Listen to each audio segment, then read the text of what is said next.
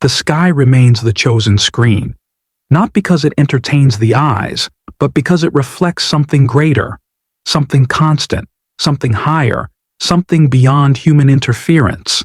The sky reminds the soul of vastness, order, and unshaken presence.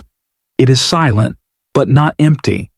It is calm, but not weak. And that's the purpose of this message. To be delivered with stillness, not noise. There is no music, not because sound lacks value, but because silence amplifies meaning.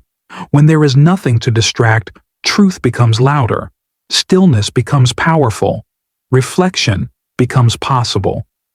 And this message carries weight. It is not designed to comfort, but to awaken. You will suffer the consequences.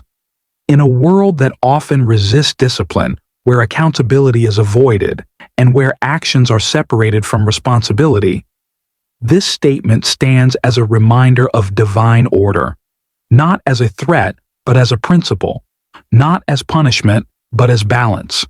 In the structure of absolute divine monarchy, nothing is without meaning. Every choice is followed by a result. Every action draws a response. Every decision carries a consequence. This is not cruelty. It is justice. It is how balance is restored, how order is maintained, how purpose is preserved. To suffer the consequences is not simply to face pain. It is to face the reality of imbalance, to be met with the weight of what was chosen. The monarchy does not operate on emotion, but on truth. It does not react from anger, but from law. Law that was written before opinion, before rebellion, before excuses. In this divine system, cause and effect are sacred. They are not arbitrary. They are not unfair. They are part of the structure, a structure that keeps all things aligned.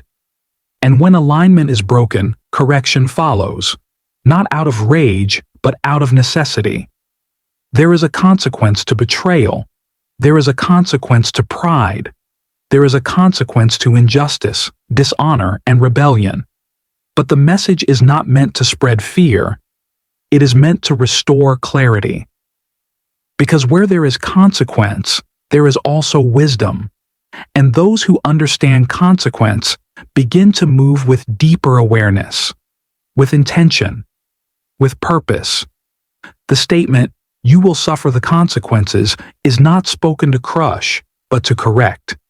It reminds the world that not everything is negotiable, that not every action can be erased, that not every seed planted will disappear.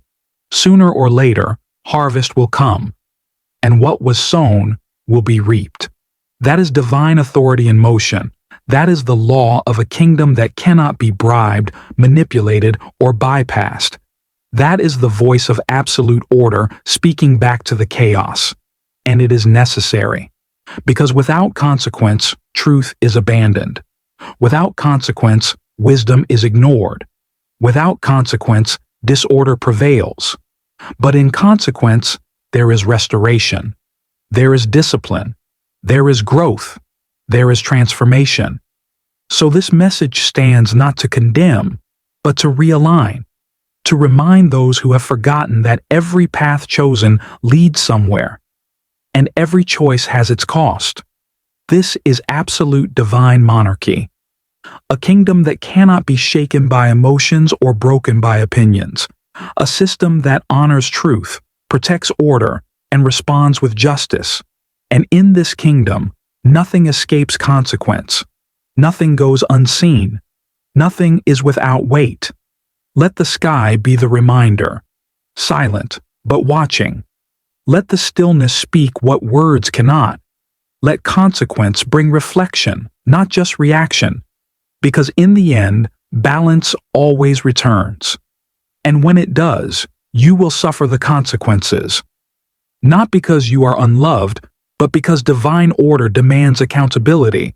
That is not cruelty. That is justice. That is the law of the kingdom.